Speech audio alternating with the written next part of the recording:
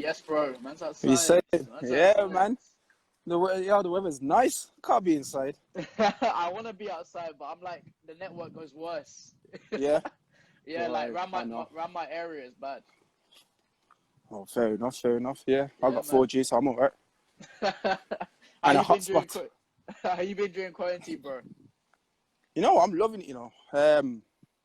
People seem to be complaining and that, but for me, I'm loving it because I get to bond more with my daughter and that, and my Yeah. family, and so I just make the best out of the worst situation. You know what I mean? Are you kind of enjoying it? Huh? Are you enjoying it? Yeah, I love it. I love it, bro. I love it. The only thing I miss is just being in the clubs and making money. That's the only thing I miss. I think Bro. everyone's missing that one. The only thing, trust now for real, bro. The only thing that I'm missing. But besides that, it's nice, man. It's cool. Yeah, definitely, cool. bro. What you been doing during quarantine? I know you got your after hours. So like, what's been happening with the lives and everything? Just been doing the after hours on a Tuesday. You know. Yeah. The ladies love the slow jams, man. And then on the Thursday, fallback Thursday, so just straight old school. Yeah. Different genres, just old school bangers. And that's it really. And obviously my Facebook. I try and do Facebook now and again because you can't always do Instagram because not everybody's on Instagram. You preferring the Facebook Live over Instagram Live? Now you know what, they're both different. I prefer Instagram, but Facebook's different. Facebook's more personal. Yeah. It's more personal. That's more like your family, your friends, people you actually know. And then when it comes to Instagram, it's more like new clientele. Yeah. You know what I mean? If you push it right, it's this new clientele. Do you think your following has grown since you started doing the lives? Yeah, bro. I would say about 500 new followers. Wow. Roughly, since this whole lockdown. So yeah. That's why I'm trying to keep it consistent. Yeah, it's got to be consistent, like every week kind of thing. Yeah, man. Yes. Just got to stay on it. Yeah. So big up everyone joining in. Gonna get into a short interview discussion with Gavin. So how did DJ start with you? It started off when I was in uni, and I had virtual DJ. Remember virtual DJ? Yeah. And the free one where it cut off after 12 minutes. Nah, you know what? I'm like a little computer geek, so I knew how to get the patch codes and everything. So everything was just free. Okay. And so I had that, and then I was like hosting dorm parties. Yeah. At my dorm, and I started playing on that. And then my boy James, and then he was like, "Yo, you need to stop messing about. You need to take this serious." Yeah. And so a couple of months, I thought, let me just take it serious. And then I've got a friend called, I don't know if you heard of him, X5 DJ. It's a big house baseline DJ. Okay. He got me a set. He's like, "Oh, do you want to play an hour set?" I was like, "Okay, cool." Played it, but and he was like, "Yeah, man, you're sick. But the thing is, when I first played, I had a controller. Nobody has ever had a controller until I had one. I could put my hand up and say, well, in my ends anyways, in my area, nobody was using a controller. When I used my controller, people looked at me, it was like, "You ain't no serious DJ. How you got a controller? What's that? Blah, blah, blah. This and that." And now look, bro. What's everybody using now? Look. It's cheaper, everybody's using controller. Yeah, well, some of them are. Yeah. But yeah, that's how it started out for me. I already had like friends in the DJ industry already, so they just helped me out. What do you prefer using? Oh, CDJs, bro. CDJs, yeah. Totally. I don't like controllers anymore. So what did that turn you off? That as soon as someone was like, "You're not proper," or is it just you kind of grown out of it? Nah. Basically, I just pulled them up on it. Yeah. Just being a grown man, I pulled up on it. I was like, what's the problem? Like, you're saying this and that, but it's not stopping me from doing me. And then, saved up the money and got myself a Serato box. Yeah. And just took off from there. Serato box is expensive, man. That's the thing. It's bro. It's like what, 600 quid, 700 quid. Yeah, man. It's P, man. It's P. It's P. It's so definite. Like people think it's easy to pick. I mean, it is easy to pick up a debt, but you still got to have the funding behind it. Yeah, bro. Literally, you do. But once you get it, you're nice. You get your monies back easily. Well, depends how good you are. But you'll get your definitely. You'll get your money back. So it's really. There's some people. There's some people who aren't even making their rent, which is a bit sad. I think you're in the wrong game there. Yeah, bro. Like literally. For those type of people, I'd say have a second job. Yeah. Don't make it be your first. Don't make it be the only thing that you got. Because I did make. Do you kind of regret that? What? What's that? Like, is DJing your only job, or have you got another job alongside? Nah, that's my only job now. Okay. Came out full time 4 years ago. 4 years ago. Do you regret that? Or you don't? Hell no. Hell no, bro. Like, I've had my lows. Yeah. Like, literally, I remember I lost 3 residency in the space of a week. Wow. That's only because due to an owner, he tried to push me in the club. Self-defense, pushed him back, and then he told certain promoters that, oh, if you bought Gavin Omari, you're not using my venue, and that just stopped my cash flow big time. So there's DJ rivalry now. Nah, it wasn't even rivalry, you know, bro. He's a club owner. He's an owner of the club. Okay. So we had our problems, and then he made it worse for me, and I lost out. But that's the lowest I've been now. Yeah. But then I branched out of Wolverhampton, got into Birmingham, Derby, Manchester. Yeah. Couple of places, man. But it's been so it's a roller coaster. You've been touring now, cities. You've been going to different cities now. Yeah, bro. Manny. I was supposed to do Liverpool for the first time. Okay. But the lockdown. Yeah. Is that through networking, or is that just through? What's that through? Well, kind of is networking. Kinda. Yeah. Because basically there was an event on in Birmingham, a brunch, in the summertime, probably about a few years back. I attended, but I wasn't playing. But I'm known as to be quite well on the mic. Mm-hmm. So the one guy asked me, can I go on the mic, because the hype man wasn't there. Yeah. And I didn't even know he was the owner of the brunch. So I went on there, and the whole mood changed. The whole mood, the vibe was just sick. And then since then, he brought me on. Sets? Yeah, of course. Yeah. Bro, I used to be scared of the mic, you know. Scared of the mic. And there's a lot there. You wouldn't touch that. Nah. One of my close friends, Sims. Yeah. He used to tell me, yo, Gavin, pick up a mic, man. Pick up a mic. I was scared. There's a lot of DJs out there who really don't use the mic. But when I got comfortable, so hold on. Am I there? Am I back? Yeah. Somebody just tried to call me. That's all right. All right, cool. Yeah. So now I just can't stay off it. I love the mic. Yeah. So who in the industry do you look up to, DJ wise? Well, you know, the first one's got to be Silk. First one, definitely. It's got to be Silk, you know, Wolverhampton gang right there. My boy Sims. Mm-hmm. Who else? You know what, Westwood, you know. Yeah. I would say Westwood. He hasn't got the skills, but just the way he moves the crowd. Yeah. I like that. Who else? Okay, I'm gonna ask you this as well. Don't know. Do you think white DJs get more praise than black DJs when they mix bashment dancehall? Of course. Why is that? They get more praise in every genres. Why is that? Because it's a white man doing something which is not of their culture, so it's something different. And so I was like, oh wow, a white man playing dancehall, this and that. It's like David Rodigan. Yeah. You know what I mean? He's a big DJ. When I first saw him years back, Southport Weekender, I saw him and I was like, who's this guy?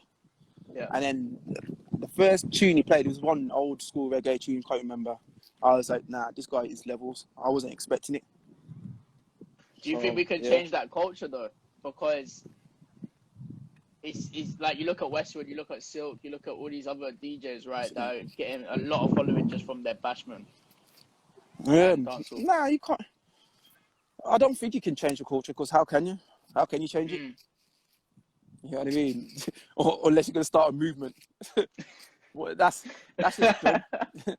It's dumb. It's dumb. I don't mind it. I really don't mind it. Okay. But I mean, it's a bit mad, isn't it? Because, you know, I feel like people kind of think, oh, if you're black, you should know that you should play these dancehall tunes. You should know these tunes. Like, people just have that in their head where you should know stereotype. This. Yeah, stereotyping. Yeah. Yeah. It shouldn't supposed to be like that. Definitely. Because there are quite a few black people who don't even like dancehall. Yeah. Or bashment. Everybody has their own genre. Just because we're black don't mean that we have to listen to that or that. But everybody's different. Definitely. What makes your set unique? Why do people come to your set? Because I play songs which is not usually played in the clubs. Okay. There are quite a few DJs who copy other DJ sets. Yeah. I've heard it too many times. So I just know which song they're gonna play. That? Find your own shit, man. Stop being lazy. How many times have you seen it you go to a club and you see that you've seen like the exact same two mixes done by the like different DJs? Like same, bro. Too many. There's always gonna be those people though in the scene. Like there's always gonna be people who are just lazy like that. Yeah, bro. Like literally, to be honest, I hear it a lot in Birmingham. I hear it a lot in Birmingham. Everybody's mixing the same thing. There's one mix I can actually say from the top of my head, which people do. It is what's that tune? Oh, I forgot. You know. But then it goes into Whipping Excursion. It goes whip. Whipping Excursion. Wait, is it not the 8100? Look like it's 100. Look like you. Sorry, was it A100? Or was it look like you? Yeah. That's it. That's it. Same mix, bro. Everywhere. I'm like, yo. I'm saying to my brother, yo, watch it. Whipping Excursion's coming on next. And I look at him like, told you. It's crazy. Or it's when KMT drops straight up. After when it goes Batman, then it goes. Yeah. It's a Fredo. They ain't 100. Yeah. Everyone knows that one. Everyone knows when that's coming. Yep. I think, and I tend to just draw myself away from all that. Yeah. I think you got as I've learned from a lot of DJs doing this, is like you just gotta make your own path, and like obviously it's cool. Obviously it's cool to take notes and to see what they're doing and blah blah blah. But it's like you take your own spin on it. There's no point copying because people are just gonna remember you for copying it. Yeah, no doubt, bro. No doubt. That's what I'm saying. Just be original. That's the only best way you can come out of this is just be original. In your opinion, what makes a good DJ? Interaction with the crowd watching. So them two things. For you? Yeah, them two things. Do you not look at branding or anything like that? Yeah, to a certain extent. But you can have a great branding, but if you're not good with the crowd or watching the crowd, as I say, then your branding ain't going to mean nothing. True. Because they need to see you first before they see the branding. Definitely. What's been the highlight of your career? My highlight, I would say, my career is when I got flown to Greece. Okay. To play in Greece. That was my highlight, I would say. How did you get that? Was that again networking, or was that just through word of mouth, bro? Word of mouth, okay. Yeah, word of mouth. They just hit me up, DM'd me, and flew me out. What So did you do a season there, or was it like a weekend thing, or? Nah, they're out there 4 days. How's the scene like in Greece? Where were you in Greece? Crete. Okay, yeah, Crete's nice. Yeah. Crete's amazing, bro. It's amazing. Mm. I want to go Where'd back. you go, Man. I want Malia? to go back. Nah, Heraclion. Oh yeah. I went there for holiday one time. Yeah. Yeah, there, man. I love it. That's the only place I go in Greece. It's the only place I go. I love You know it, what? man. I love It's it. a nice place. It's a nice place. Yeah, man. 100. Is there any other in the next like 5 years? Where do you kind of see yourself? What do you want to achieve? To be honest, bro, I know DJing ain't always gonna last for everybody. Yeah. Me personally, I would like to have a whole team of DJs underneath me, of where I can just distribute to different clubs and etc. Yeah. And then one day, hopefully, own a club. You don't want to do that. Because that's my dad did that. Yeah. I just saw it stress. All I saw was just stress. It's stress, but once you got the ball rolling, yeah, you're good. But there's always going to be stress in everything, so that shouldn't stop you from doing things. You know what I mean? True, definitely. So yeah, that's like the a end goal. proper like nightclub, like a 101 type thing, or like a bar club, or. Nah, I wouldn't say a 101 type club. It's I would like to have like a nice chilled one. Chilled one in the day, turn up in the night, but not that type of turn up type of vibe. That nice sexy vibe. Yeah. Where girls can just go there, not feel intimidated, and man them not feel classy. like yeah, that type of vibe. Heels only. Heels only. Heels only. No sliders. You know what I mean? No sliders, none of that. Melstar, what's good? Yeah, but you do realize that means that no girl's gonna come, man. No girl can last the full night without putting the slides on. Well, if your club's popping, it's gonna happen. It's gonna happen, regardless. You better go get them plasters, put it around the pinky toe or something. So you gotta be providing plasters, man. Nah, man. Yeah, we provide plasters. £1 each, yeah. I say £1. What's that cloak room thing, man? Trust me, everything. But yeah, man, that's the type of vibe I'd want. What 3 tips would you give to up and coming DJs to keep in the scene and keep active? Stay relevant. That's one. Yeah. Network, and when I say network, I mean don't jump in people's DMs and say, "Oh, can I have a set?" Nah, go show some support. Just be a supporter, really. Be friendly. Don't be too pushy, and just stay working. Learn your craft. Learn your music. Don't download things which are popular. Learn everything in that genre that you want to play, because that's what makes you a good DJ.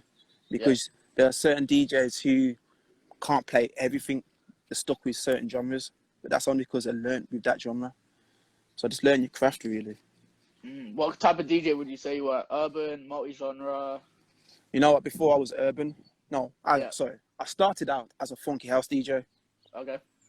Funky house DJ, and then I went into the urban. But now, as I've gotten older, I would class myself as a multi-genre DJ. That's because I've done bookings. I've had residencies where I've played in. You remember, like Slug and Lettuce? Yeah. Okay, back a day before it was called Yates's. Yeah. So I used to play in places like that because I covered for somebody. Yeah. And so I was quite good at it. They gave me the residency. And now I've just play everything. Do you think requests help you with that as well? Like if you get requests of like, let's say some French music that's actually popping or something like that. Yeah. Or do you not take requests? Nah. I'm not bougie. I do take requests because I'm not gonna lie. Some requests are actually decent. I'm like, yo, I forgot about that song. Good shout. But then you have some prat asking for some Spice Girls, and I'm on Bashment or something. How do you kind of deal with the requests? Is there like would you like an etiquette of kind of coming up to the DJ? Is there like a way that you would like people to come up to you? I'd rather they just not come up to me. But okay. Well, when from that, when I'm drunk, I can handle it. Yeah. I'll just be like, oh yeah, I'll play it. But if they keep coming and asking me, but more time they'll ask for tunes which are already going to get played, like the big tunes. Like now, say if it's like, oh, can you play Pop Smoke? Yeah. Yeah, like, yeah, of course I'll play Pop Smoke. But it's like it's That's 12 coming o'clock. anyway. It's coming. Yeah, it's yeah. coming. Yeah, it's 12 o'clock. So why am I going to play Pop Smoke at 12 o'clock? I said, yeah, I'll play it later. Yeah. But those people who keep asking for the same song. I say, all right, I'm not going to play it. Not going to play it. What's the best club you've DJ'd in? Oh. They're all different, you know. I was going to say 101. Okay.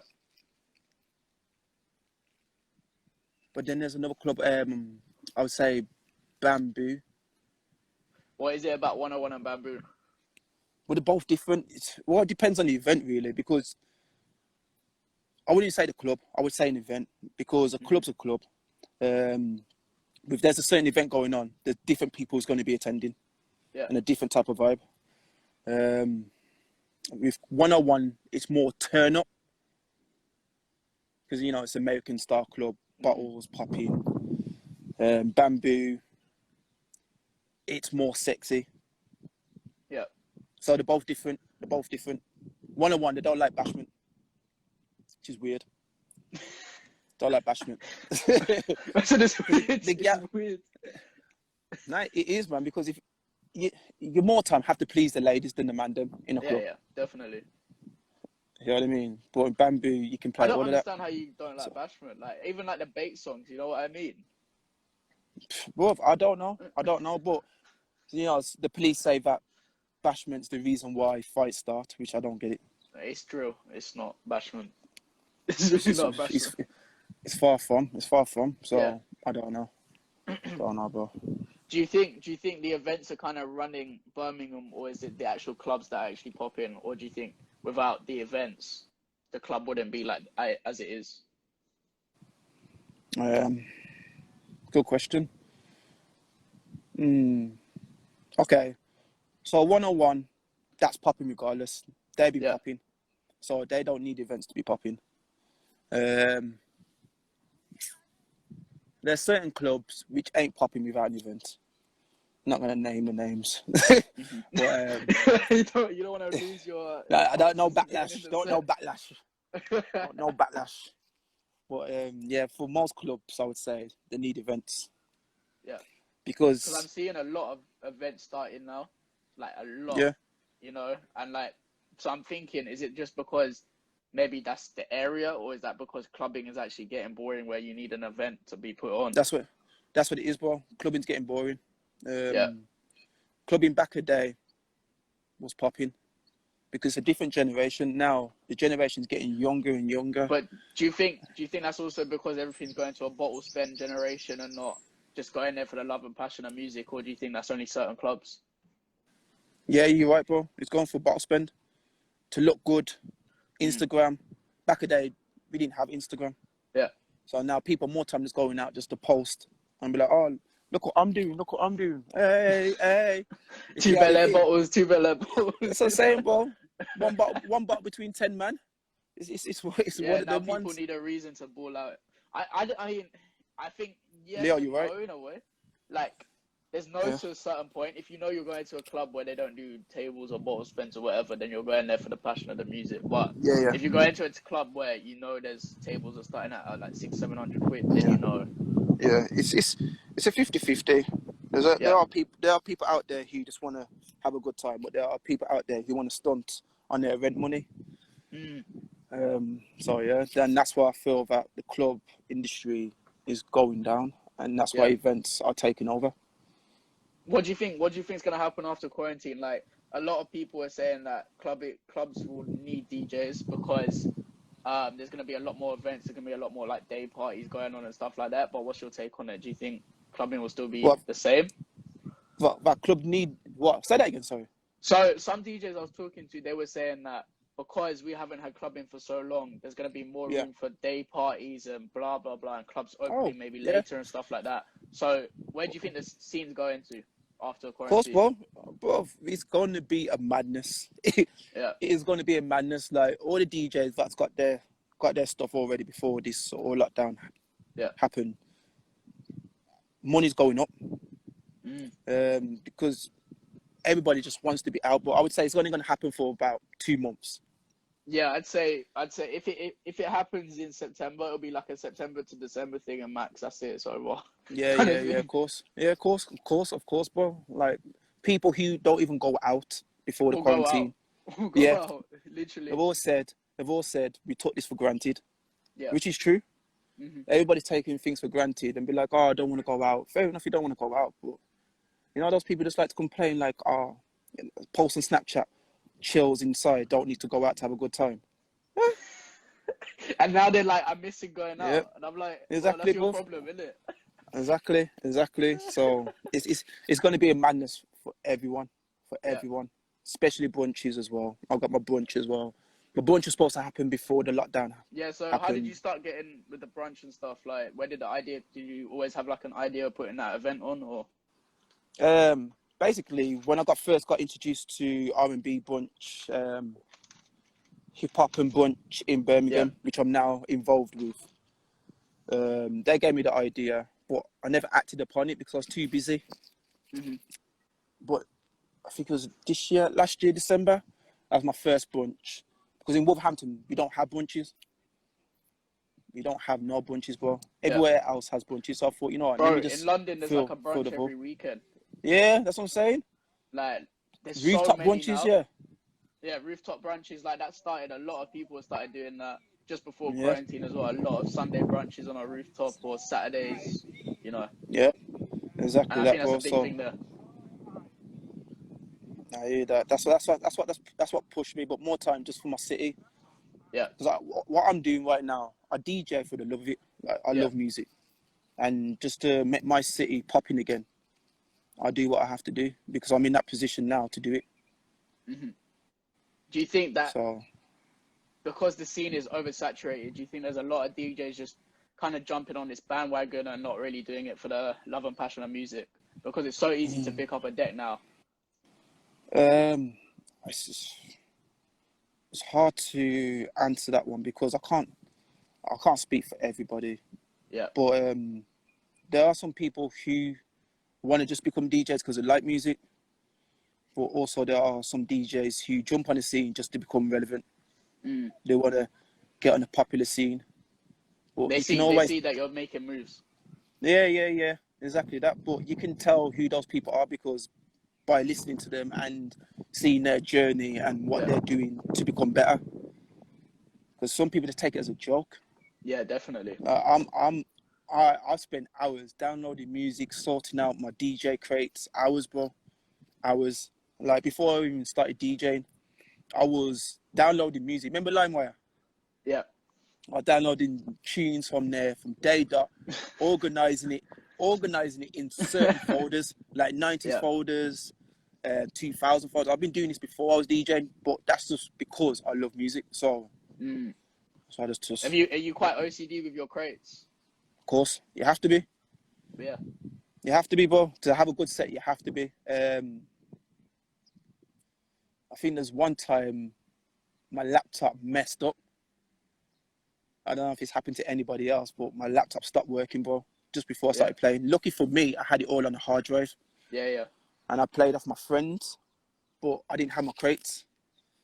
And so things were just the same. So to have a clean crate is a must. So going with that, do you have like a pre-prepared playlist or set list before you go, or do you just freestyle it?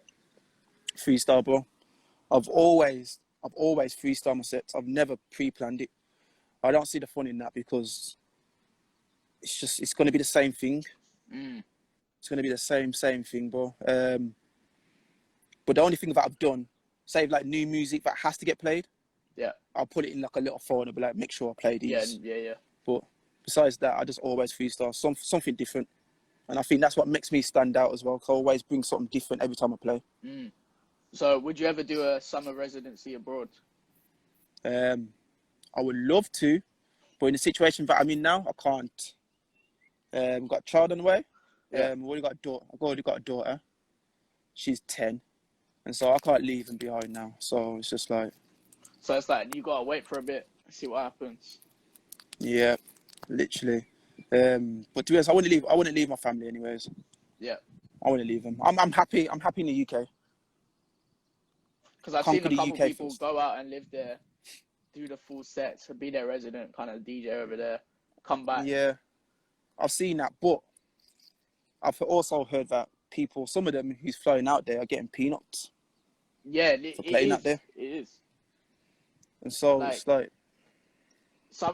unless you're a big name, then you're not really getting a lot in those seasons. No, of course not. You can get some exposure. It's good exposure, yeah. It's good. It's some, but I don't think it's worth it. For me, anyways. Everybody's different. So, would you want to be an artist tour DJ, or would you want to be a resident DJ at a club and the artist comes down and you DJ for the artist? You know, if I wasn't in the situation that I'm in, the family, I'd be an artist DJ. Would you? Okay. I would like to travel. You know what? You're one of the first DJs that said that. Yeah? Yeah, because a lot of DJs are saying that they don't want to tie themselves down to one name and be like, I'm this person's DJ. And I feel like there's a good and bad side to it. Like, there's a good side because obviously the exposure, traveling around, DJing at different countries and festivals, blah blah blah. But again, unless you built up your brand and your name, then you're kind of just tied down to that one person. I hear that. But I don't think that's true, you know, because you got what's his name, Jay Hussey's DJ Skrills. Yeah, DJ Skrills. He's doing his own thing, and still DJing for Jay Huss. So it just depends. It depends what contract you're in.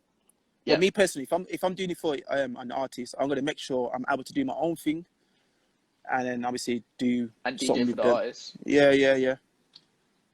Is there a specific artist you wanna DJ with, if you could? Oh, I would say, even though it couldn't happen because he's already got him, DJ Tiny, Stormzy. Stormzy would be one. Who else? Does it have to be UK or US as well? No, US as well. Yeah, whoever. Chris Breezy, defo. Okay. Kendrick Lamar, 100%.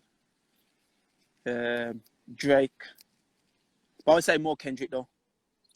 The thing is, I'm looking at some of these artists, and some of them don't even have DJs, but they're too big to even ask, "Can I be your DJ?" kind of thing. Yeah. Like, I'm looking at some people just have like, they're not even DJ. It's just like someone who plays their tracks. It's not even like a DJ. It's just my mate just jumps on the CDJs and plays it. Puts a USB in. That's crazy. I didn't know that. You know, I thought all the big superstars had DJs. No, there is, but like, you kind of look at, let's say, like, there's a couple DJs that I know that, you know, like, Future's come down to the club, that he hasn't got a DJ. Like, you get me? Yeah. Those kind of ones. So it's just like, either they didn't turn up or they actually don't have a DJ. Yeah, it could be probably didn't turn up. I don't know, because I remember when Afro B, he came to 101. Yeah. I DJ'd for him. And I thought he would have had a DJ, but he's already DJ though, innit? Afro B's already, he was a DJ. What's your take on I get what you mean. Celebrities and reality TV stars going into DJing? I don't care, against that, or you don't care? Nah, I don't care because it's not going to affect. It's not really affecting the DJing world. It's not going to affect my pocket. Yeah. Over the years, I've learned not to worry about things which ain't going to affect my income. Okay. You know what I mean? But you like, say that good for them. because you've got to the level where they won't touch your sets, and like, if you look at up and coming DJs, they'll probably take those sets. Nah, it's just the fact that because I would do the same thing if I was them. Yeah. They've got a bigger platform now, and what's the best way to carry on? DJ sets. There's only so much PAs you can do. Yeah. And when it comes with these celebrity DJs, they get like booked in Ibiza and that. So yeah, why not? Just ride the wave while they can. So what can everyone see from you in the next couple of years? What's your plans? Well, I want to hit a festival. Yeah. On a DJ at a festival. Hopefully DJ for the artists at a festival or somewhere big. And me being on Radio 1 Extra. Yeah. That's what I would like to be. Do you think radio is dying out? Kind of is, you know. It is. A lot of people are now on Spotify, Apple Music, iTunes, all those streaming. It's killing off the radio stations. There's a lot of people doing podcasts on Spotify and stuff like that. Podcasts on Mixcloud as well. Like a lot of people doing that. So it's like, is it dying? Is it not? I don't know. Yeah, it is. It is. That's all. If there's something, I don't know. I can't even think of anything to bring up a radio station. I think it is dying, bro. Because I remember before, back a day, I used to listen to the radio station just to hear some new songs. Well, Apple Music, Spotify didn't even exist anyway. Like none of that. No. It was SoundCloud and the radio. That was basically it. Yeah, literally. And now it's just like these DJs like Westwood upload on SoundCloud, on Spotify, SoundCloud. Yeah, so like we don't need radio. Yeah. You know what I mean? Some people still haven't even got digital radio in their car. You know what I mean? So it's just it's still like that, man. Like I mean, I don't want it to die out, but I feel like it's getting to that where technology is gonna be like taking over. It's gonna end it. It's gonna end that. Yeah. Yeah.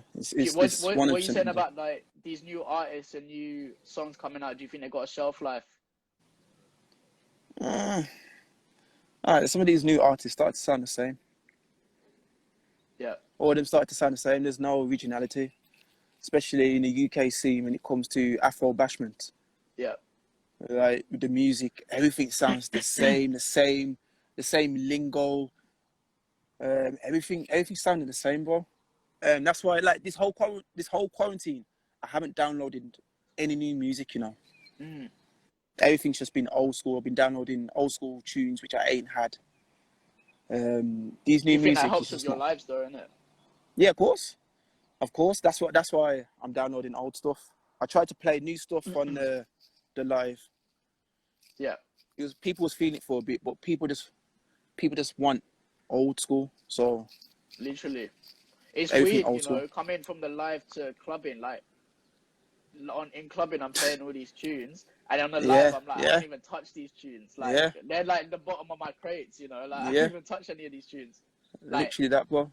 You know, in the clubs, you'll be playing like Pop Smoke and everything. Like on the live, if you put Pop Smoke, everyone's kind of tuning out. To be honest. Yeah, exactly, bro.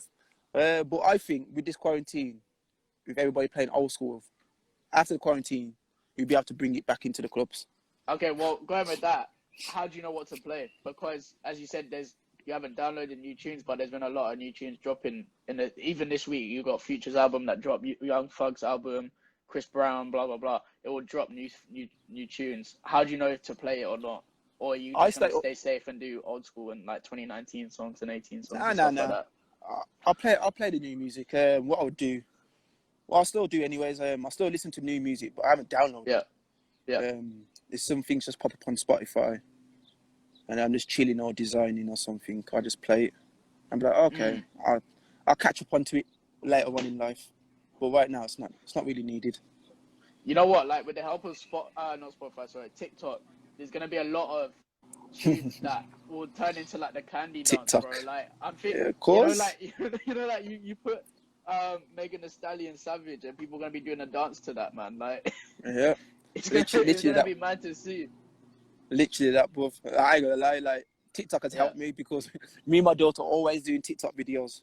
Yeah. And I've heard some songs. She's shown me some songs like, yo, I actually like this one. There's been a lot of songs that come out on that. Yeah, man, I haven't even heard of it.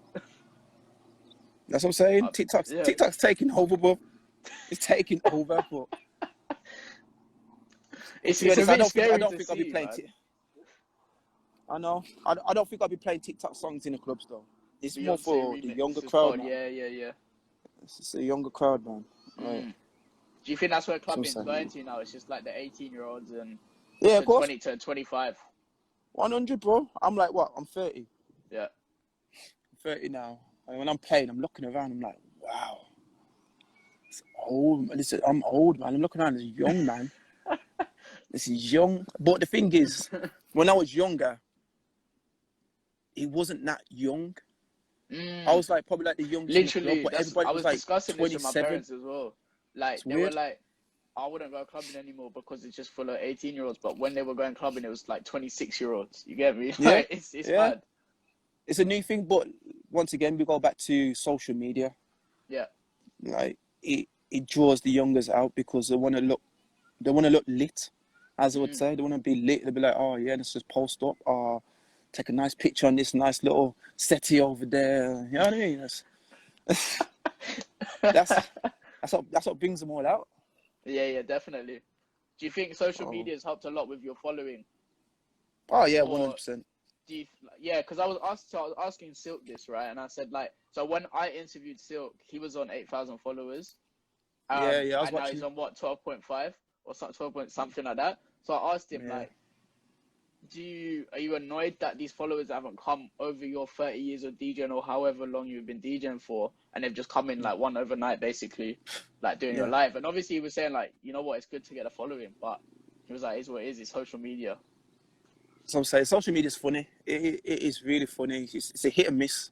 Yeah. You just got to be, I would say, either luck. No, I would say luck. It's just luck sometimes. Yeah, definitely. So or just that one opportunity. So I said, what's been the hardest part or biggest thing you've overcome since you started DJing? I would say when a DJ before me comes and plays, but rinses out songs. How do you take that? How do you take the warm up DJ not playing that part? Brother, I'll get pissed off. I remember now I came into the club. It was probably like 12:15, and the DJ before me was playing Act Up. This is when it first came out. Yeah. So how you playing Act Up 12:15, and you're supposed to be warming up? And I literally asked him. I said, "Why are you playing that?" Yeah. And he's like, "Oh, my bad, bro. I got too carried away." I got too carried away.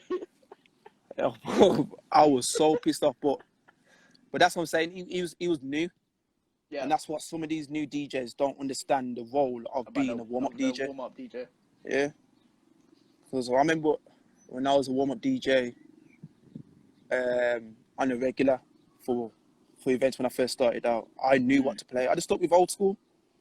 You always stick with old school, and then the closest you get to is like mid-2012, 2013, 2014. Yeah. That's like, and that's it. You don't do the 2017, 18, 19, stuff like that. Yeah, exactly. Like, it doesn't take a genius of what to play. You know what I mean? You're starting first. Just warm up the vibes, man.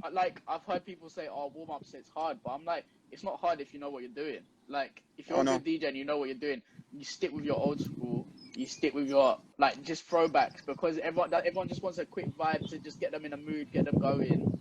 Yeah. And then also you get more praise. Like, more people will actually remember you, because they'll be like, "Oh, the start of the night was actually sick," This is what I'm saying. This is what I was talking about when it comes to crates and learning your craft and learning the genres. If you've got a whole heap of music and you know a whole heap of music, that should be the easiest job ever. Me personally, I love the warm-up sets. I love them. Yeah. Because I get to play songs which I don't usually play. And with main sets, you have to play the main songs, the songs which everybody else is playing, and it gets boring after a while, man. It's weird, because there's actually some main sets where I use old school as well, because I'm like, it just gets boring with the same 2019 current songs, and like, obviously you got Roddy Ricch, The Box, like all of these tunes they were banging out, but then after a while, after a while you gotta switch it up, and it's weird, man. Yeah, I know. It's the first set, the warm-up set, and the end set. But the end set, I love the end set, bro. I feel like you love the end set. You love the warm down. Yeah, Lights man. come Yo, up, lights come up things. bro, they are important.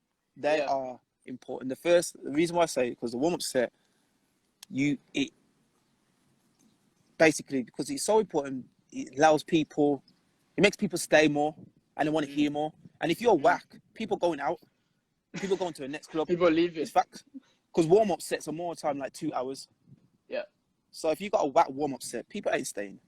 People going to another club. Yeah. And people will remember you from a warm-up set. And some DJs What don't even realise it. What would you say to anyone wanting to start out DJing in 2020? Be you. Don't be nobody else. Learn your craft, learn your shit, learn your music. If you know music, you got a head start. And practice and practice and practice. And become great with the mic as well. Which I learned late. You know what? It's gonna be hard to, like, coming out of quarantine. There's gonna be a lot of competition. Like, even doing this, right? Doing these interviews, I've realized that there's actually a heap of DJs out there that I didn't even know. There's a lot of DJs that I don't even know, and like, because obviously you've got your circle of DJs that you know and you connect with and you do sets back to back with or whoever. But then you got like flipping thousands across other parts of the UK. You know. So I'm saying there is space for everybody. I'm not gonna lie. There is space for everybody. It's just how bad you really want it, really. And those will be the DJs that stand out. What advice would you give to up and coming DJs trying to get into the clubs? Like, how do you kind of approach the managers or promoters? Like I said before, don't do no DMs. Always do personal. Go to the club, show some support. Just have chats. Don't make the first chat be like, oh, let me play a set. Let me play in here. Oh, you got any sets coming up? Nah, don't start off that way. Never, ever start off that way. Always just have a general conversation. Like, just talk about nights and then you go back another time and you'd be like, oh, who remember you? And you build up a little friendship. And then you can draw for, oh, yeah, man, it'd be nice to playing here someday. That's what I done. Yeah. And it's worked every time. And I've built great friendships with promoters, DJs, club owners. Great friendships, bro, by doing that. Sometimes you got to do them free gigs as well. Like, yeah. Have I done one? Yeah, I've done. Yeah, when I first started out, I've done like 2. But that wasn't even for exposure. That was just for me, how to handle the club situation. Because you've got to know, man, because it was nerve-wracking. When you first playing to, you know, at the time it was about what? I would say my first time about 30, 50 people. Yeah. It was nerve-wracking, man. How do you find, like, reading the crowd? Do you think you've had to develop that skill, or do you think it kind of came to you when you started? Good question.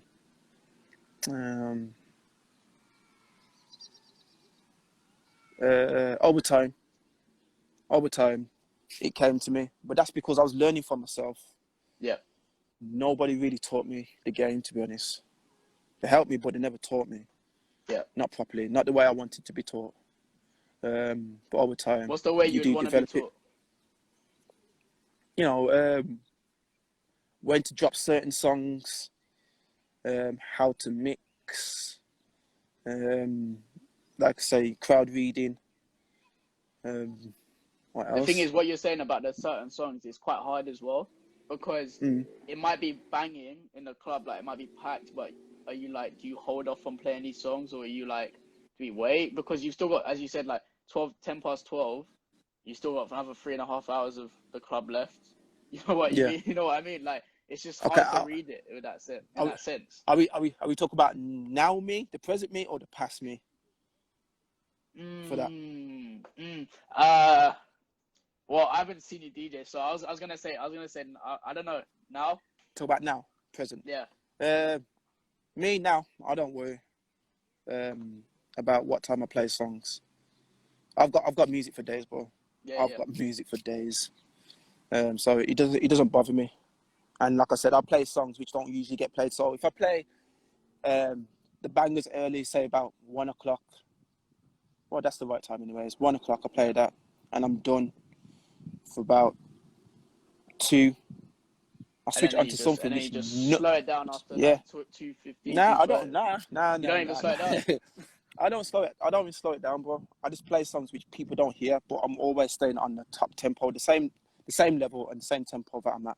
Yeah. I just play songs which don't usually get played. Like with sometimes I like to drop some old school grime.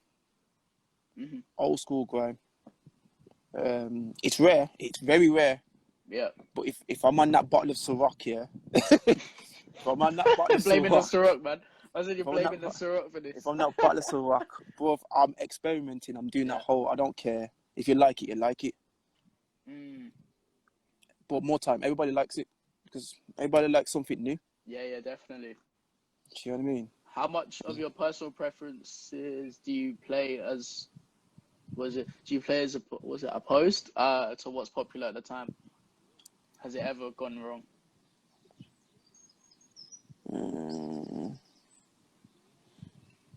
Yo, Stefan, what do you mean by that?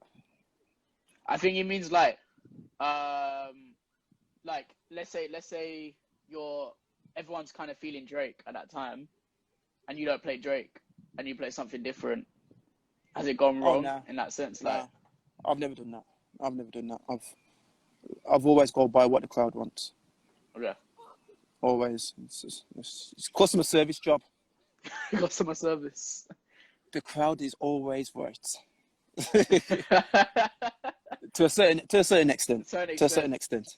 Okay, I'm gonna give you this scenario. So, let's say the promoter comes up to you and dance floor's packed, everything's going well. Comes up to you and says, "There's no one by the bar." I've heard this question.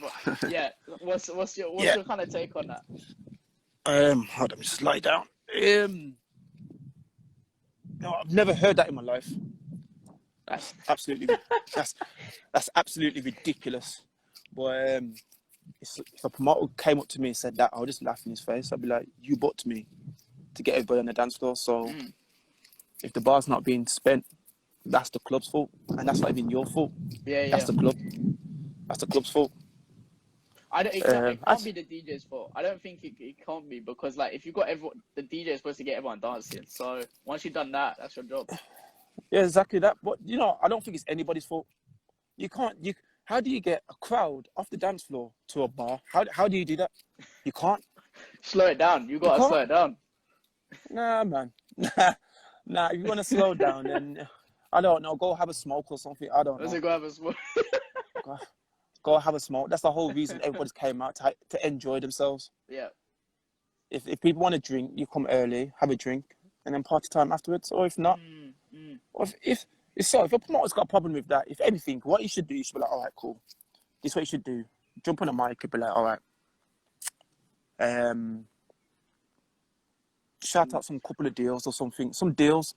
I don't know, but you can't. By the end of the day, you can't blame DJ. Can't blame DJ. Only way you're getting them to the bar is putting on a free bar. It's true still. The thing is, these minimum spends and bottle spends are crazy, man. Like some of these promoters minimum spend, like you gotta have the bar spend's gotta be this. You know what I mean? Like, so that's why they're always worried about this stuff. Like, oh my god, no one's buying drink, because that's where the club's making the money. Literally, it is true. But that, when it comes to that about bar spend, the only time that would affect you, or if it's a problem for you, if you got your own event. If you put your own event, or if your contract is basically on bar spend and door money as well. Yeah, literally that. Yeah. But, lucky for me, I haven't came across that. I've done that one. I've had really. Bar spend. I took 10% off the bar, which was actually good in Central. So, yeah. That's but decent. when it's good. Like, but when it's like club, like bars, when it's not clubbing, when it's like a bar, like a slug and lettuce type thing, and you're taking bottles, like you're taking a percentage off the bar, I don't know what money you're making there, because See, when I find events in clubs, I take the booth spend. Yeah. Okay. Like the percentage out of that. Yeah. But do you think the prices on booths are ridiculous now? Like they're getting a bit crazy. Okay, where about you from? South London. South London. Okay. What's the booth prices down there? Okay, so you got West End clubs, which are like minimum 800 quid minimum. Then you got South London, which is like 200 quid minimum. It depends on the club, but if you're talking Central London, you need to have at least 1.5k in your pocket to go out. It's tight. Okay, that's the thing. It's like you could be paying Ciroc here in, let's say, Libertine. Ciroc in Libertine's like 350, 400 quid for the 0.75 bottle. In South London, if you're going for the 0.75 CL, and in South London it's like 120 quid. Like, the pricings are crazy, man. It's mad. It's mad. Okay, so you see down here in Wolves, I say a booth is about 350, 250 minimum. That's not bad. 250 minimum. Yeah. Birmingham 101. 101's the only place that I know that booth spend is just ridiculous. Yeah, they've got like minimums like 600, 700 quid minimum or something like that. Yeah, ridiculous. But that's the little ballers club. Yeah. That's what I say. It depends where you go, really. Depends where you go. But London, I know that London's is nuts. It's nuts. But since now that I'm a DJ and I don't have to pay for drinks, not really. You would never catch me get that paying. Nice lifestyle. Yeah, you'd never catch me paying that much. You mad? Only if I'm going out for my birthday. Say if I go out somewhere for my birthday. Bro, the bottle spend, it's like I feel like it's getting a bit out of hand. Personally, I think it's a bit. You know what? Like Central London, I don't know how a Ciroc can cost 300 quid when in the shop it's £35. You know what I mean? Like this is what I keep telling people. You know, like when I'm DJing, I'm seeing people like virgins buying bottles. I don't mean to do it, but I'm like, how do you spend that much? And you can go to the shop and get it 100, 200 something pound cheaper. I'm like, this is ridiculous. That's a holiday, That's a holiday. Bro, you think that's even bad? Like, literally these prices, So Libertine, I think the 3 litre bottle of Belvedere or Grey Goose, one of them ones, I think it's like £1,600. 1,600, bro. That's just minimum, like 1,600, and then you gotta pay the tax, pay VAT, whatever on that. Then give them a tip. They put the tip on there. Like, that's a nice trip to Dubai, man. And go out. It's flipping Emirates ticket, man.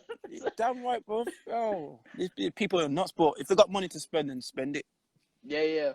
But I feel like that's, you know what? It's sad though how it's coming to that. You get me? Like, there's only a couple clubs in every city where it's just music lovers. You get like, it's not.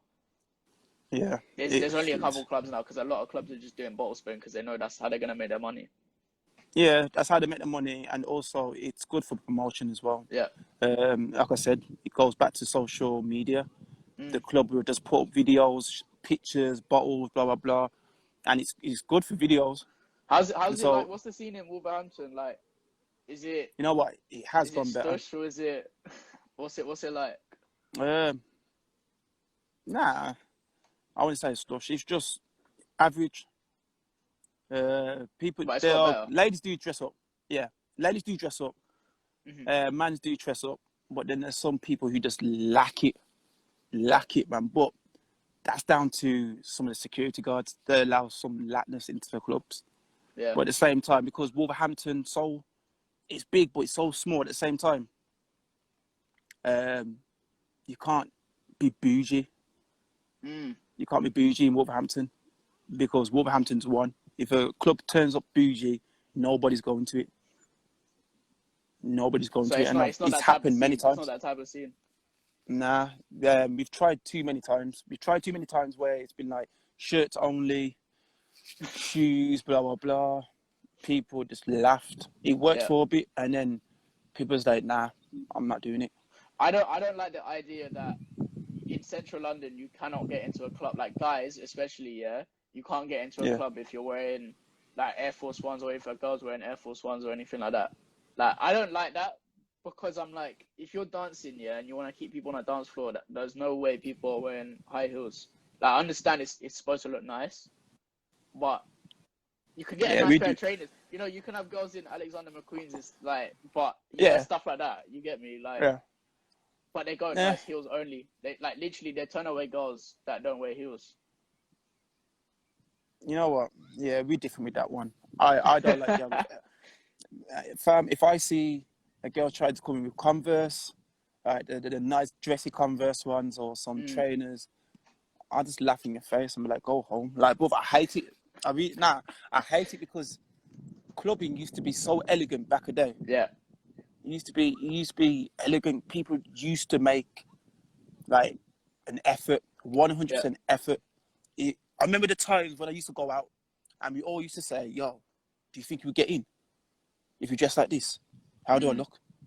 Now it's like, yo, people just slap on anything and get into the club. We don't have that fear no more because everyone's just lacking, and I don't like lacking. I like everybody to be prim and proper. I think that's not it, saying that's you have to to an always wear a extent. shirt. I feel like maybe that's your, I don't know, maybe if that's your city, but London, it's like, do I even, like, it's going back to the, can I get in with this? Can I get in with a shirt, or can I get in with jeans? You know, like, I even get worried sometimes, man. Like, literally, sometimes I'm going, I'm like, shit, am I even wearing the right thing? Like, Nah. You're right. It is my city, but at the same time, I think it's different for me because in Birmingham, Wolverhampton, I'm blessed because I'm known, so it doesn't matter what I've got on. It don't matter, I don't really care what I've got on, really. I can walk in there with a hoodie. Not saying I would wear a hoodie and that, but that's just if it's cold outside. Obviously, I'll take it off inside. But what's been like the worst experience with a promoter or manager?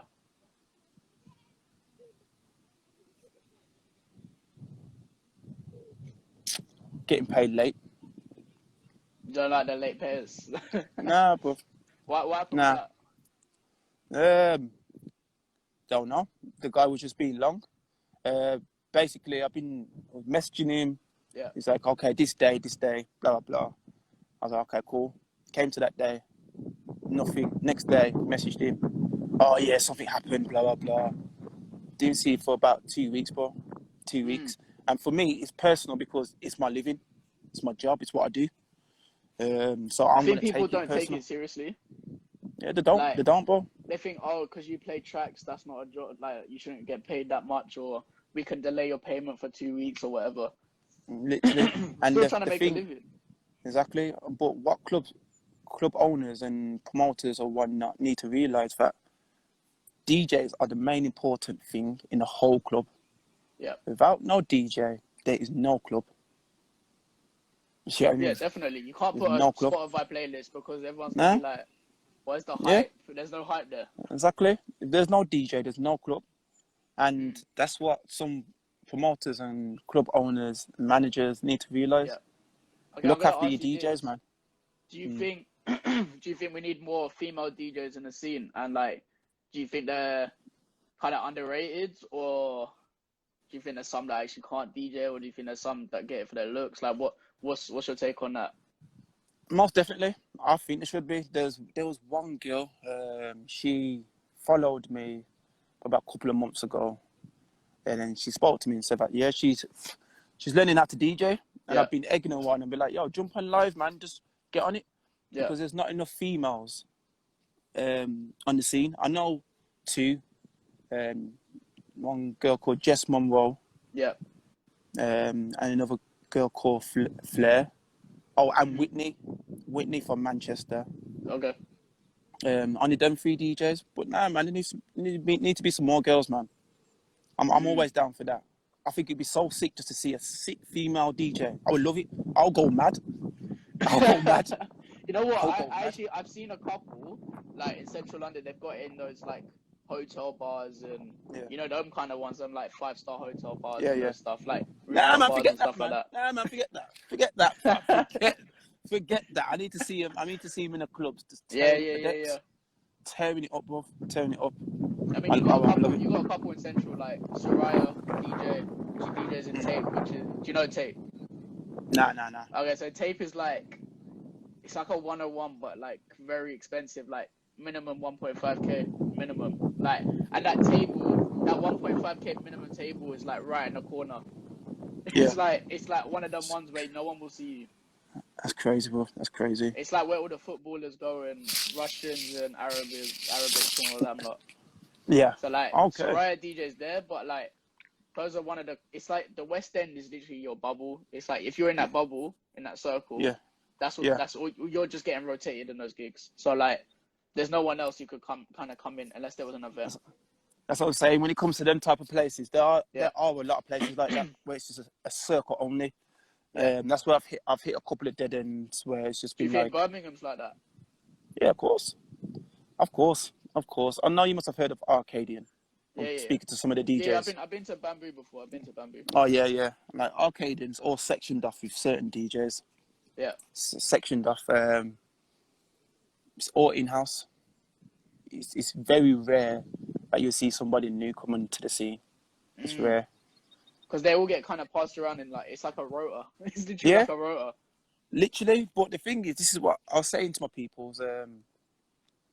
Clubs need to invest into new DJs because it becomes repetitive, and that's what's killing the scene of nightclubs. I think so. Yeah. Because you're playing the same DJs over and over, so you won't get nothing new. Yeah. Yeah, you can get some new songs and whatnot, but you're not going to get new styles of play. New styles of DJ, new styles of whatever, switching up those tunes. Yeah, bro. So as you said before, when people hear, I don't know, like KMT or whatever song, and they know what song's coming after because every of the same DJ's done that same mix. Yeah, exactly. So everyone just knows. They're like, okay, get ready for the drop, get ready because I know what's coming. Like you want to have a DJ where no one knows what's coming in that sense. Yeah, exactly that, fam. Different. Everything, if it's different, it's popping. Yeah. No, but nobody hates the same thing. I know a couple of DJs. Whole playlist. It's that crazy. What's your take on DJs asking what you've played and stuff like that before a set? I love it. Well, you like to show them your kind of history list. Yeah. No, that should happen every time. Reason being, if you're talking in the sense of are they coming on after me? Yeah, or just in general on after you. Okay, yeah. Every DJ should do that because if they weren't there to hear your set, they should check your history so they know what not to play. Yeah. Because that's happened too many times. But surely, too many times. You say this, but surely if you're a good DJ, you turn up to the set early so you can actually hear what a DJ is playing. Yeah, I was going to say that, but there's many reasons why people sometimes can't get there early. Yeah, some definitely. people could be their family or some situation, or they've been DJing elsewhere. But yeah, always check histories so you don't play the same songs. I've not even been in a club. Oh no, I've been in a club but wasn't DJing. I probably heard the same song like 4 times. What song was this now? It's probably one of Drake's songs. It's always a Drake song, man. I don't know why. Yeah, it's always a Drake song, isn't it? It's always a Drake song. Like every time I'm going out, I hear the same Drake song being played at least twice, and it would be like God's Plan or something like that, some rubbish, Like yeah, bro. It's too much, man.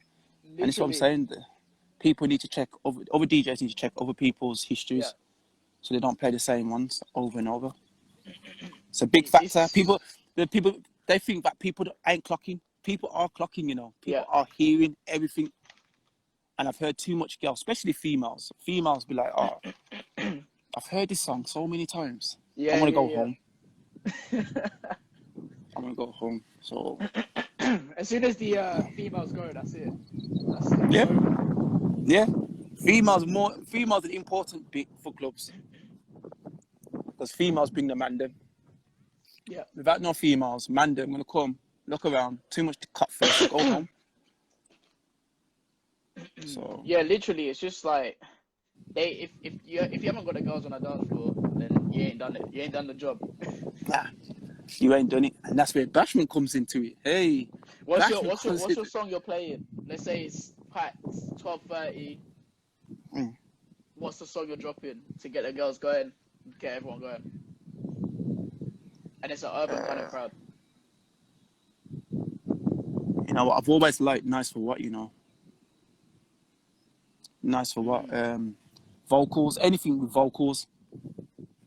A female singing, anything with a female singing. Yeah. I would say I'd drop that because that would just get the girls up and singing their lungs out, and that just starts the mood. I would say to any DJ. Yeah. This is an advice I've taken on board. Your first 4 songs are your main songs. because if you can grab people in your first 4 songs, they want to hear the rest.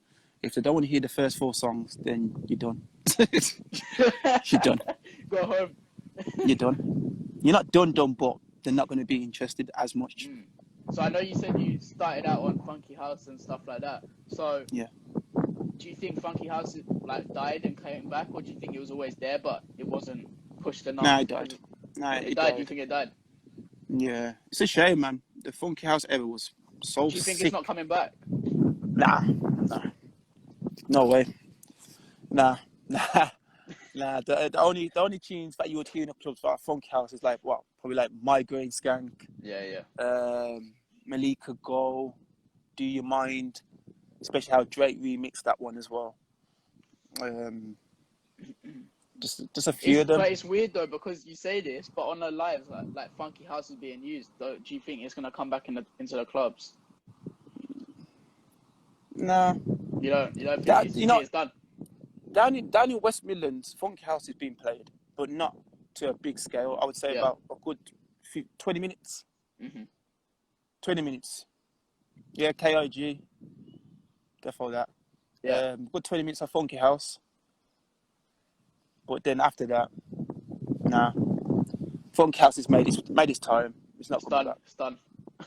It's done. It's done, bro. It's done. What's your take on the music scene at the moment? Like, what do you think's popping? Where do you think it's going? Music scene for me. Yeah. Awful. Like, do you think? Awful. You know what? I agree with you to an extent, because like some of these songs will last maybe a month or 2 weeks. You know what I mean? Like, it's hard. It's hard. It's yeah, to a certain extent, it's awful. Like I said before, all songs are starting to sound the same. Yeah. Sound exactly the same. Bashment for me, it was going downhill, but now that's gone up now for me. It's gone up for me, big time. Especially over this quarantine, it's gone up big time. Yeah, definitely. You know what? For Bashment music was in quite general, underrated. You think? Like I think in clubs, yeah. I think probably where you was at. Yo, maybe it's in South London, because South London is sort of hip hop. It's hip hop max, like Okay. You never especially I say this actually. This is actually a good point. Like in Central London, you will never ever hear Bashment unless it's like debate songs, like you know, like Sean Paul Get Busy, or I don't know, like dumb bait songs.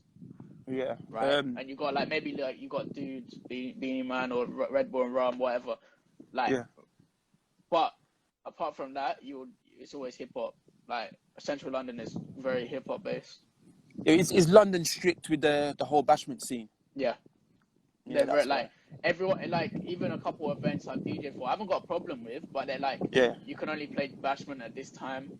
You can't play it in your set, or it has to be, we either play it at 2 to 3 or 1:30 to 2 or something like that. It's one of them things. It's not. They don't go, whatever you want to play. If it suits, it suits. It's not like that.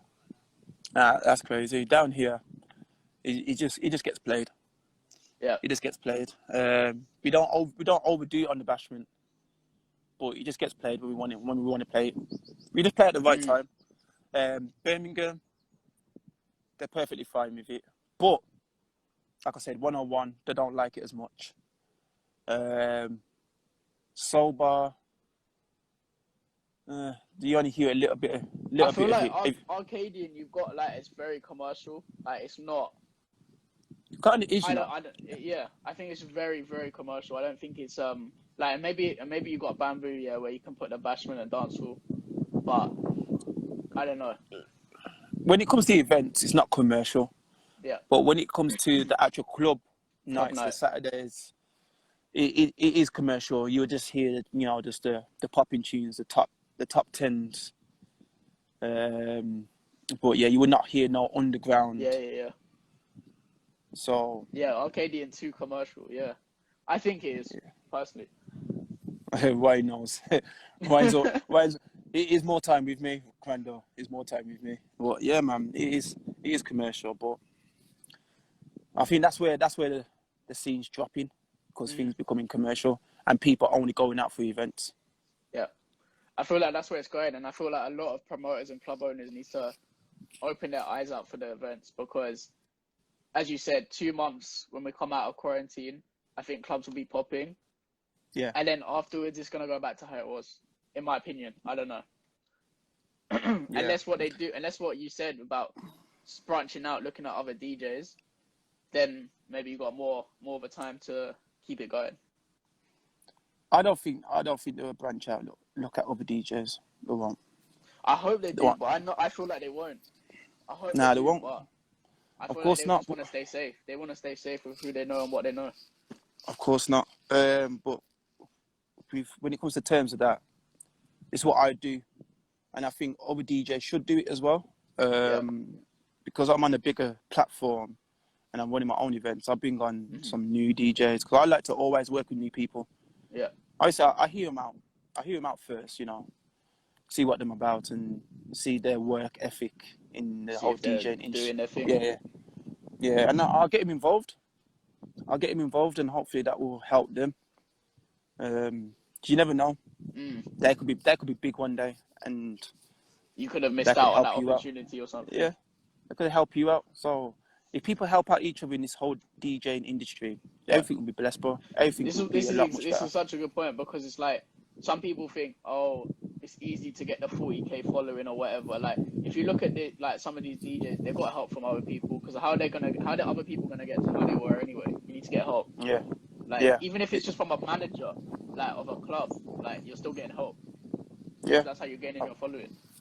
Yeah, of course. Me, I don't even watch Instagram followers. Are followers a big thing for you or not?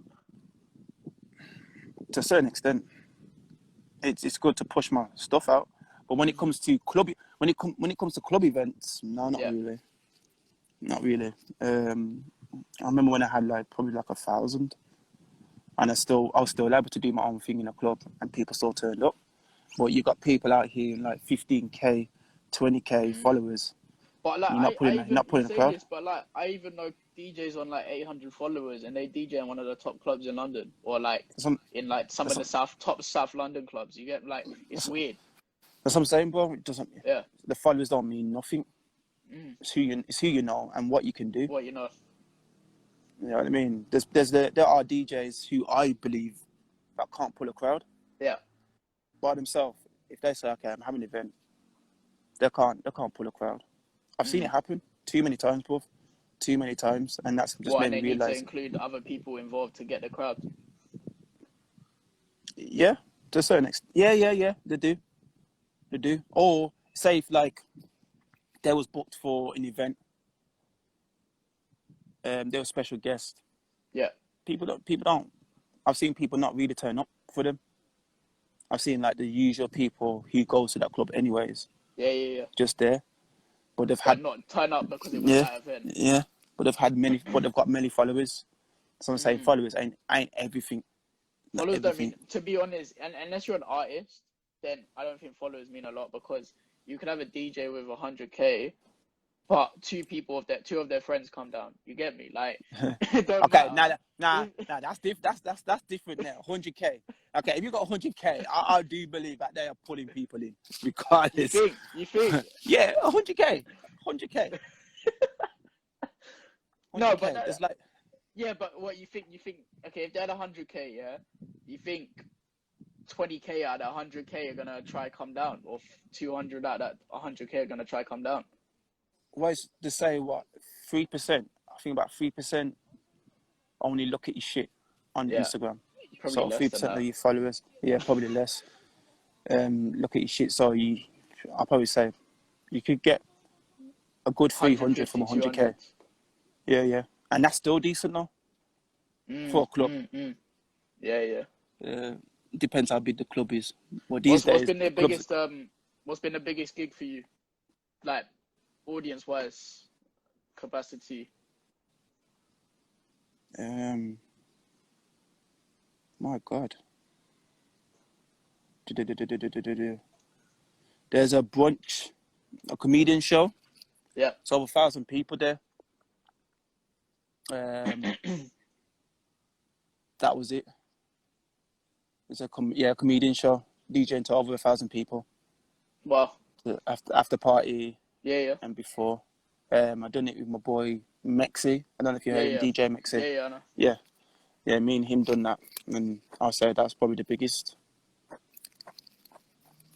Do you think there's like a lot of rivalry between DJs? Never really heard of that. Never really heard of one. Rivalry. Nah. Like between that. No. Everybody's just doing their own thing, bro. The people who I know, everybody's just doing their own thing. And there's few people that supporting each other, few DJs that supporting each other, but no rivalries. Like I think because of our age, or I don't know, we ain't got time for that. Well, as soon as we say Mexi, he pops up and pops up. Good timing. Just chatted about the boy, and the man's here. Yeah. Nobody's watching each other. Not that I know of, or thinking, yeah. Oh, I don't like this guy. Blah blah blah. We're too busy, man. Like just creating our own path. And if we cross paths, we'll say hello and work together if it can be done. But you never get intimidated by, like, let's say a bigger DJ's on the lineup, you would still do you still do your set. You wouldn't try to change it up because he's there. Nah. Or she or whoever. The way I think is I'm gonna fuck my set up. Yeah. So this DJ better come hard. You know what I mean? So you try and fuck up for the DJ? Nah, not in that sense of like I'm gonna play tunes that he would play. I'm gonna make sure that my set is just certified. So certified. He's gotta come different. So He's got to come better. Yeah. Because I've always had that competitive mindset. So I'm gonna keep it straight, certified all the way from start to end. Also, and that's how it should be, though. Yeah. True. Going with you know how like with DJ City they've created the intros and everything to these songs. Do you think it's kind of like a cheap method for DJs to DJ, or do you think it's actually been a good thing to mix? Because like you can do your acapella mixes with that and do all of these different things with it, or do you think it's? I'll say it's a good thing. I love it.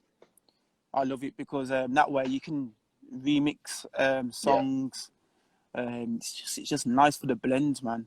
Because some of the songs, just a single track. The normal tracks, the intro's dead. There's more time people talking, or it just has like a quick free beat and then the song starts. Yeah. Go straight into the lyrics. Yeah, I don't like it, but I love my intros. Because especially if a DJ knows how to use a mic and you slap on the intro, you can talk and hype up the crowd on that intro, and then bam, start the tune. But me and Kieran J, we were having this talk yesterday about it, and so you know how there's certain types of songs where the crowd, like, we listen to music differently to other just normal people, right? So if they hear a song on the radio, they'll hear the first bit of the song and they'll be like, oh, that's that song, right? So the intros obviously change up the way the song's made and everything. So I found that a lot of people don't actually know when you're dropping this intro, they don't actually know what a tune is, because they're used to hearing that little intro before the song kind of kicks in. Nah, I know. So it's when like it comes to that sense, but like obviously it's sick when it drops, because like you're in the middle of the mix and then it just drops into the lyrics, but like you couldn't tease the crowd with it, because some people won't even know what that is, you know.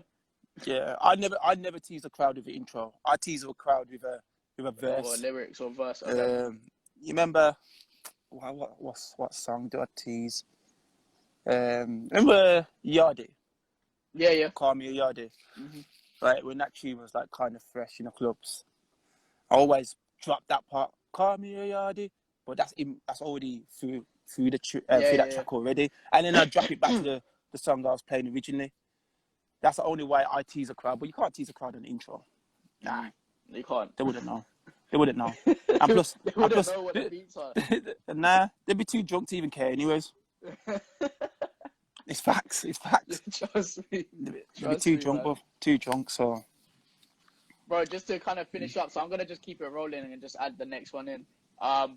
Just to kind of finish up, in the next, so obviously like you got your family and everything coming, but what do you really want to do with DJing? Like, do you want to go into producing? What do you want to do like in the next kind of steps? Shit. Yeah, producing is one of them. Through this quarantine, I'm learning how to make music. Yeah. Because that's another big thing for a DJ as well, to learn how to produce your own music. Because that's how all these big DJs have made it. Khalid, David, Nathan Doe started to get on it now. Got started, but he's been started. But you know what I mean? It's key. That's the main thing. Produce my own music, man. Do you think if you kind of look back, you could have started it earlier, or? Oh yeah, most definitely. I wish I did start earlier, but there's a reason for everything. True, man. But to be honest, like from before this quarantine, I was busy anyways. I was DJing from like Wednesday, Thursday, Friday, Saturday, and now and then Sundays. That's the Sunday brunches. I was too busy, man. I was too busy, bruv. But now I'm just taking this time, which everybody should do. Take this time and learn something new. So when the world starts, you become like the 2.0 of yourself. Definitely, bro. But like, I'm waiting for your after hours tonight.